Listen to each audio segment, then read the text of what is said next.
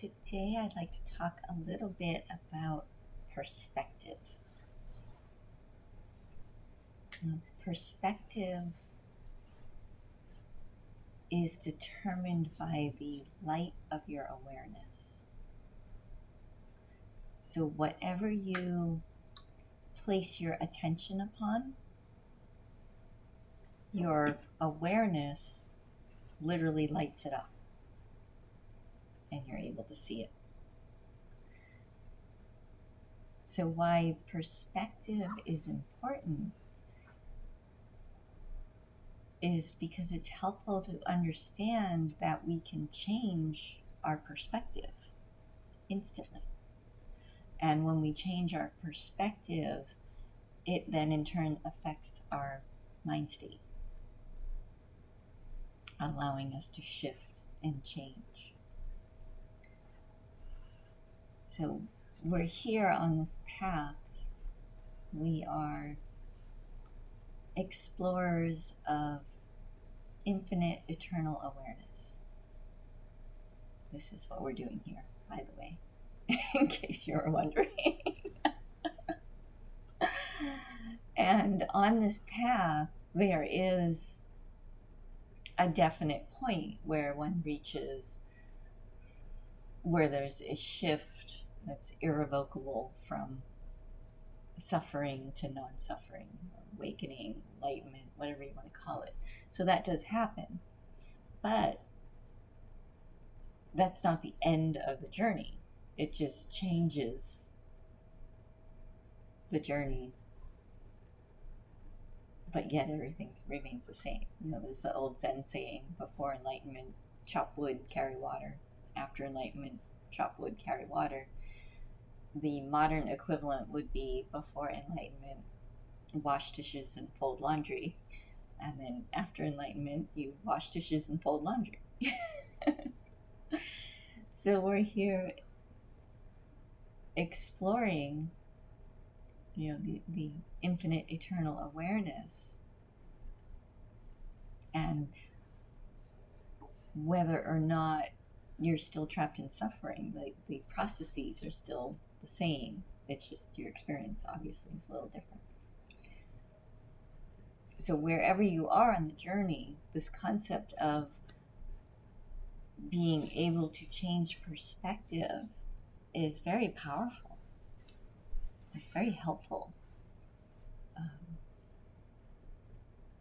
Because what happens to so many people is we have all these layers of conditioning that teaches us how to see the world, and we're constantly being reprogrammed, either intentionally or unintentionally, through all of the information that we are bombarded with, even just walking down the street, or picking up our phone and looking through the news or social media or visiting different websites, even intentionally.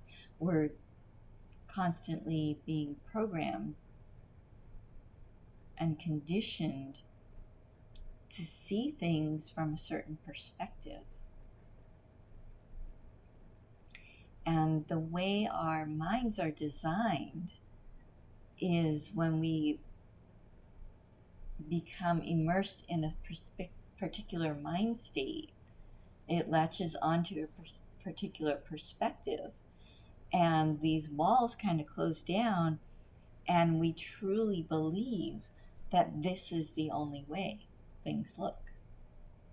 This is how things are. It's very comforting to have that thought, like, oh, this is how it is.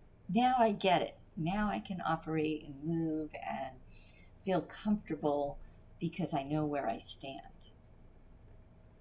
But I hate to break it to you, it's not like that at all. This world is completely fluid. Nothing is solid, and neither are you.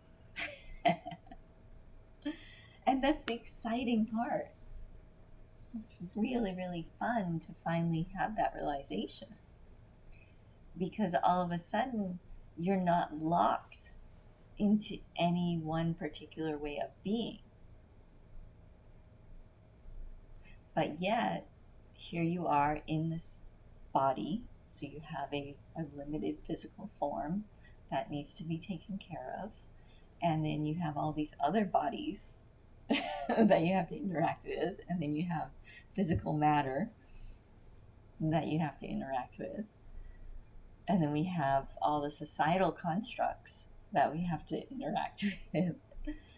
So we still need to operate as if we have a stable footing. Otherwise, you just either go insane or you just spin out so hard that you can't do anything, which I guess is a form of insanity.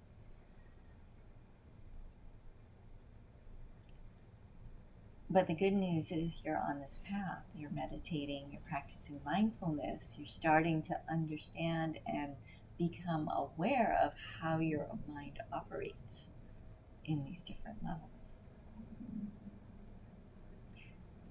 So if we look at the operation of perspective, we discover that especially when we're upset or when things are not going the way that we expected, our perspective gets really, really small. We lock into our own individual viewpoint, and that becomes all that exists. And if somebody tries to offer advice that's outside of that little circle, it just upsets us more. It's like, no, you don't understand. It's like this. And we become very, very narrow, and our suffering increases, obviously. But we have this power, this amazing ability to shift perspective. And we do that, as I said, through the light of our awareness, through our attention. So if you feel that you're caught in that box and you're spinning out and just you feel the anxiety, which takes on a whole lot of different forms, by the way. Sometimes it feels like you're shutting down, sometimes you're lashing out, sometimes you're just vibrating and freaking in your own way, yet you're still appear to be moving around normally. So there's definite feeling when you're locked into the perspective of an isolated individual. But we have this ability, as I said, to shift. So if we can catch ourselves, we can say, wait a minute, let me see if I can look from a different perspective. And we can jump into different perspectives in different ways. Sometimes it means stopping our mind and just letting our awareness expand, almost like we're rising up in a balloon and we are getting the bird's eye view of the whole situation. And this can be radically transformative. Like there was an astronaut, I want to say it was Buzz Aldrin, but I'm not entirely sure if it was him. But one of the early astronauts, had this amazing awakening when they went to space and saw Earth for the first time. It was just this feeling, this complete radical shift of perspective, because up until that point they had trained as this separate individual, this person that's just got to work their body to be strong enough to withstand these immense pressure changes, this psychological intensity of being alone in a little tin box, basically shot off into space. where they might die at any moment because you're basically surrounded by jet fuel. Um, and again, the claustrophobia, you not being able to step out of sight of this little box. So all of that personal willpower just strengthened their perspective as this self-reliant individual. And then boom, they're up in space floating, and they look back and they see the globe, the earth, and it's one planet in the middle of nothing. And yet all of these systems on this planet are all interconnected and working, and boom, there's just this complete change of perspective of, oh, I am part of that. That's my home. I'm so much more than just this little tiny individual being. So good news is you don't have to get in a spaceship and go to space to have that shift. You can do it through meditation. You can do it by looking at videos of space, of actually looking at the planet and recognizing your place in the vastness of all of this. And as you reach out to that very, very high level perspective, this interesting thing happens in the mind where that all those heavy problems that were weighing down this individual being suddenly don't seem quite as big when you're looking at it from 30,000 feet.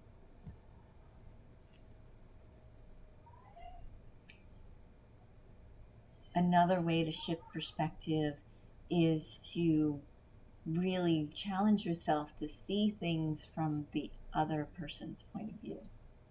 So if somebody is really making you angry, somebody has just done something that upsets you, and our first instinct, of course, is to yell at them and say, no, don't do it that way, do it this way.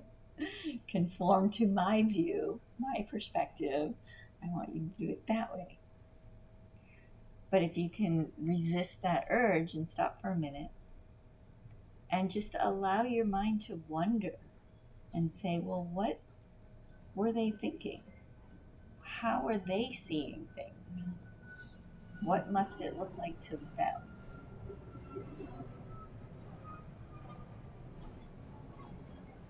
Now, this can be a little dangerous because there's a tendency to make assumptions that, okay, done this exercise where I've looked at it from the other person's perspective, and therefore now I know what they were thinking. That's a trap. Because you don't know the full story.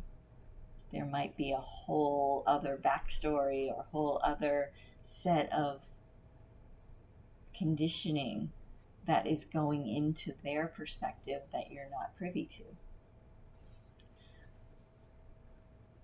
But that's not what this exercise is about. It's not about them. It's about you unlocking your very narrow, anchored perspective and shifting out and seeing from a different perspective. Because again, when you do that, all of a sudden the thing that you were struggling with, you're able to work on it from a different angle. You're able to look at it in a different way.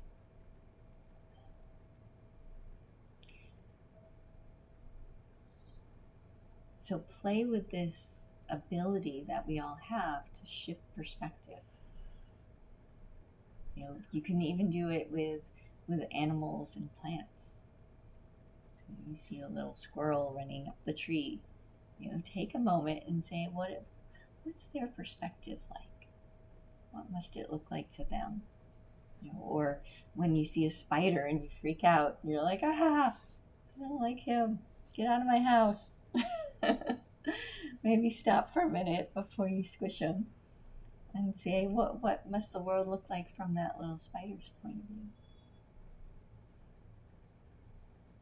They're just, trying to live, have a life, and maybe they stumbled into your house and didn't realize that there was a boundary at the wall. And say, hey, you go back in the wall.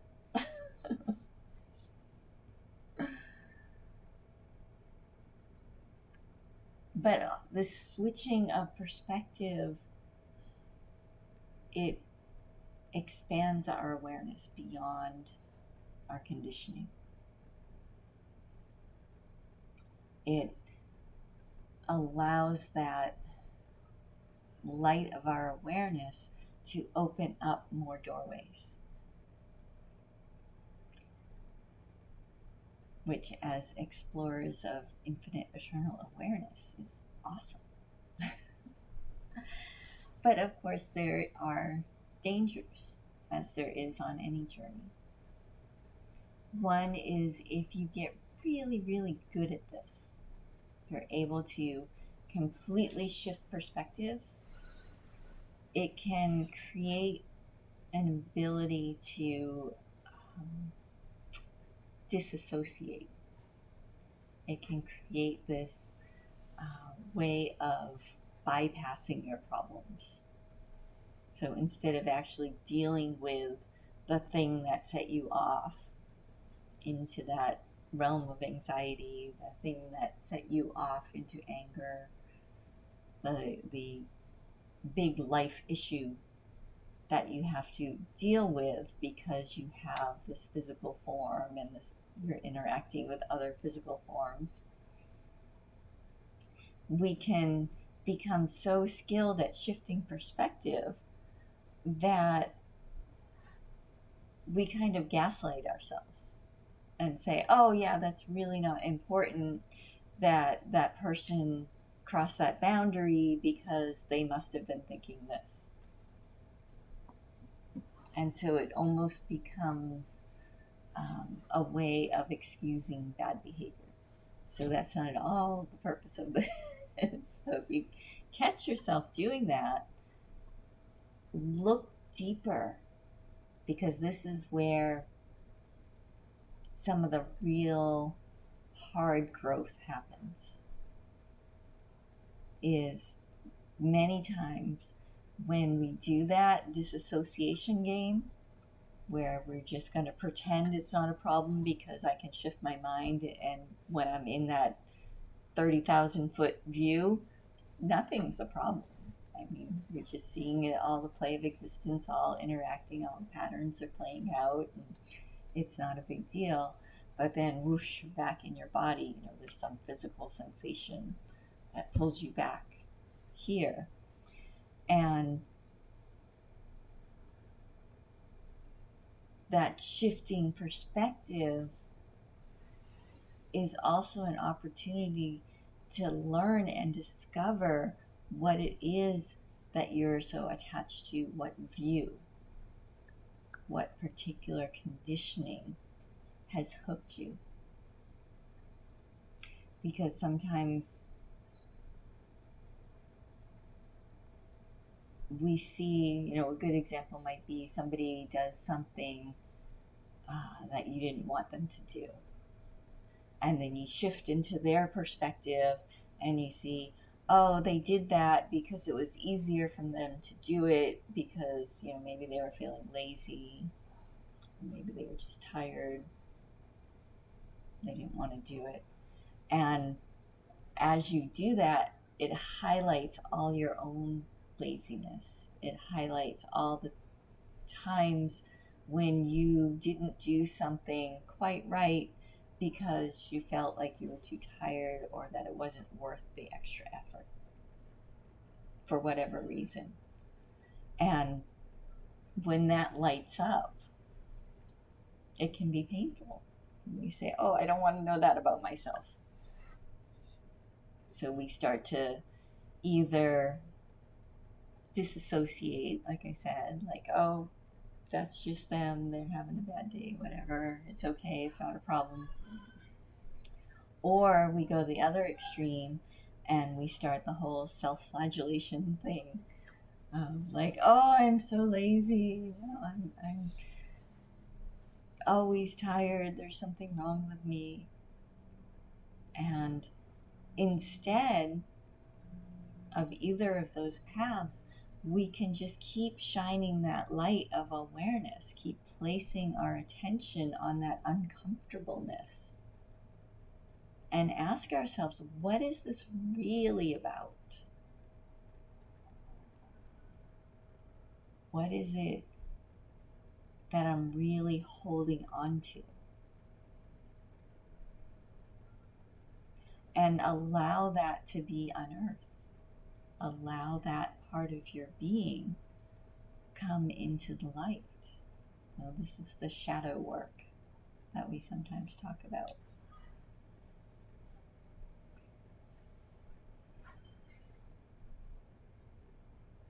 When we do this, this amazing thing happens where we start to actually unburden ourselves. We carry around all these ready-made masks and facades for all these different situations that we enter into.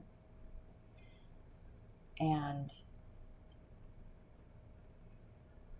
when we start to shine the light of awareness on what is actually behind that, again, this is shifting our perspective. It's like, I just want everybody to be happy around me. I just want everything calm. I just want everybody to do everything the way I want them to do it. Oh, wait. That's a big attachment right there for many people. But what happens if we have that type of attachment where we want everybody to do what we want them to do? Then the converse happens, is we start to do what we think other people want us to do. See, flip it on its head. It's like, oh wait, that's the flip of perspective. So then you start to see that, oh, I'm getting angry and upset that they're not doing the things that I want them to do, really because I've been holding myself back in an attempt to do and be what other people want me to be instead of being who I really am.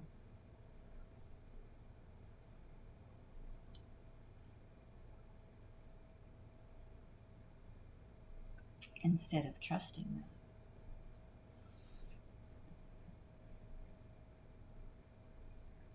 So this shifting of perspectives, yes, it's a lot of fun, but there's also a lot of opportunity for growth. So discount the power that this has on the path.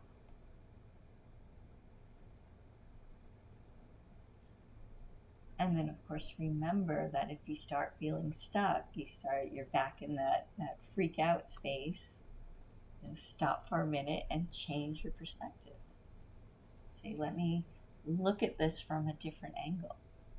It's the same thing as if you're struggling with a puzzle, and you're trying to put the pieces together and just you're looking at it and it's not working and the pieces aren't fitting. And then you stand up, take a walk around the table, and you come back and you look at it from a different angle, and then it's obvious. It's like, oh, that one goes right here. So your life is that puzzle. So let yourself get up from the table every so often, walk around and look at it from different angles.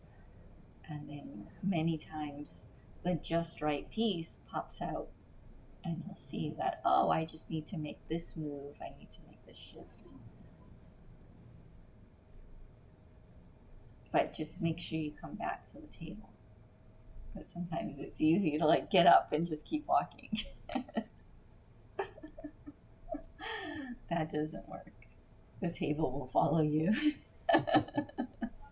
Sooner or later you'll get tired, and then all of a sudden, all that mess will be in front of you again.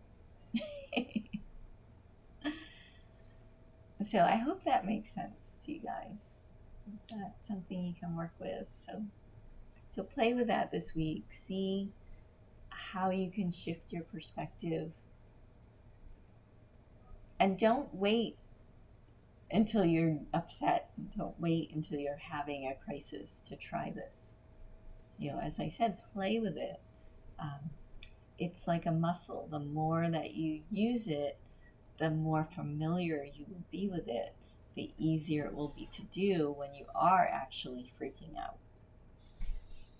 So just keep your eyes open for opportunities today, tomorrow, the next day, for where you might practice actually shifting your perspective.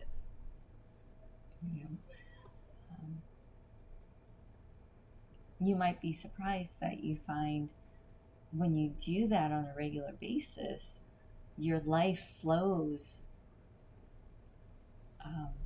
with much less friction, because you start to become more aware. You start to, even walking down the street, if you can flip perspective and you can see from the perspective of the people coming towards you, and simultaneously see your own perspective, you see exactly where to go on the sidewalk and you don't collide. This is something we all learned when we were in Manhattan. You have to learn to look for the holes and flow through.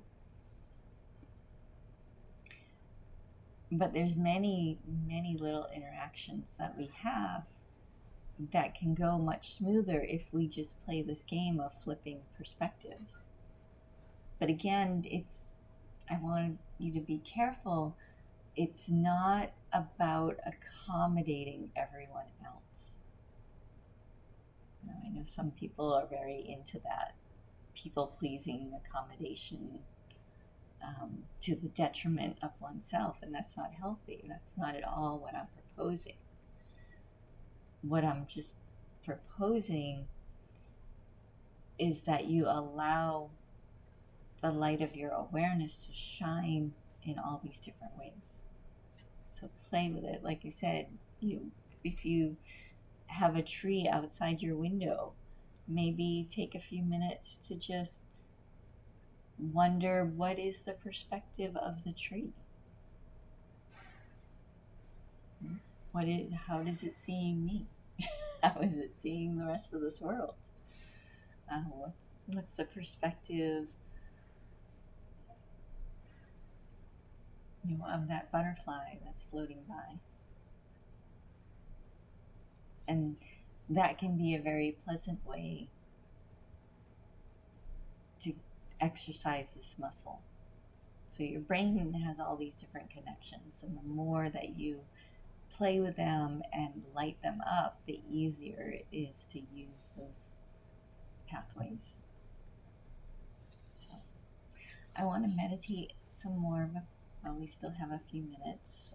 We'll go a few minutes over today, if that's okay. We'll do 3 songs. Again, we'll play some more zazen. We'll focus on the navel center and really allow your perspective to shift into that part of your being. As you rest your attention there, see what lights up. Again, it's not about forcing anything to happen. We're not trying to imagine anything. We're just resting our attention and observing what lights up. So we'll start on the navel center, just below your belly button, all the way through to your spine. So maybe feel your back light up. And then on the second song, we'll move up to the heart center, the center of your chest. Again, all the way through to your back. And allow your attention to light up there. Just see what's there. we have alert curiosity. And then finally, on the last song, we'll go up to the third eye and right between your eyebrows, just a little bit above, and let your attention rest there and see what lights up. So let's try that.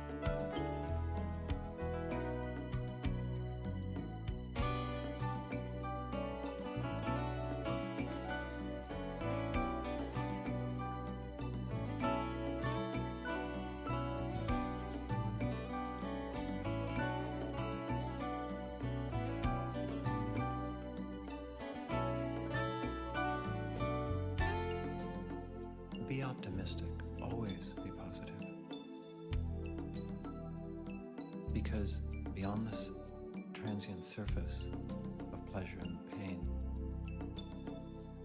there's endless ecstasy.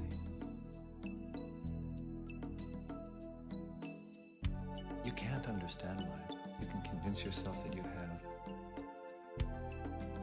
What you can do is be empty, empty of thoughts and hatreds and violence, so that the clear light of perfect enlightenment can fill you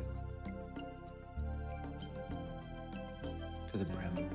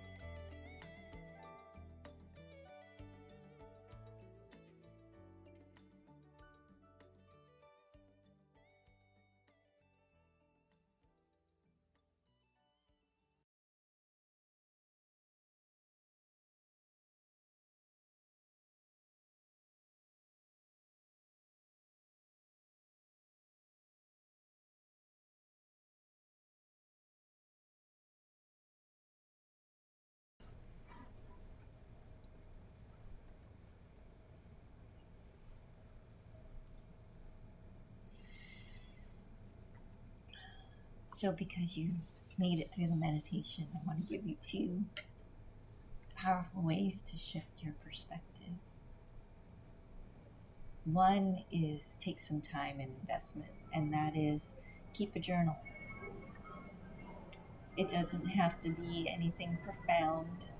It's just a journal to record your mind states, basically. So you could even write about mundane things like, today I went to the grocery store and I got, some frosted flakes. And other times you might have had a really profound experience. And so write those down. Those are really special. And try to gather as many details of that experience as you can and put it in your journal. And what this does over time, it creates this little time capsule. So when you need a change of perspective, maybe you're trying and it's not working, or you feel like your life has stagnated and nothing's happening, and should I even be on this path? Then you go pick up your journal and you flip through it and you see how much you have changed. Because on this path, it's really hard to see how much we change. In the beginning, there's these huge leaps and expansions of awareness. But as we progress, it becomes more and more subtle. It becomes a little more challenging to see, and it can feel a little discouraging if you're looking for those big dramatic leaps. So your journal actually becomes more important as you progress on the path, because you can pick it up and flip through and say, whoa, I used to look at life that way. And I know that's not the only way to see life anymore. So that's one way. The other way, which is super easy, that's movies. Watch a movie. But don't just passively watch it, put it on the background and like tinker around your house. It's not going to work. Pick out a movie intentionally, and then immerse your mind in the mind of each of the characters, and challenge yourself to really see life from that perspective, and then flip, and now you're seeing it from the other character's perspective. And it really can teach you about the different mind states, not only of the characters in the movie and the people that you encounter out there, but all the different mind states that are within you. Because every single mind state that exists in your own mind. You see somebody and you're like, oh, I could never do that. In the right set of circumstances, sure you could. And that can be very freeing too, because now you're not holding people in a particular way. You get to see how flexible and how ever-changing this beautiful world is through your own mind. So play with that, explore, allow your perspective to shift as needed.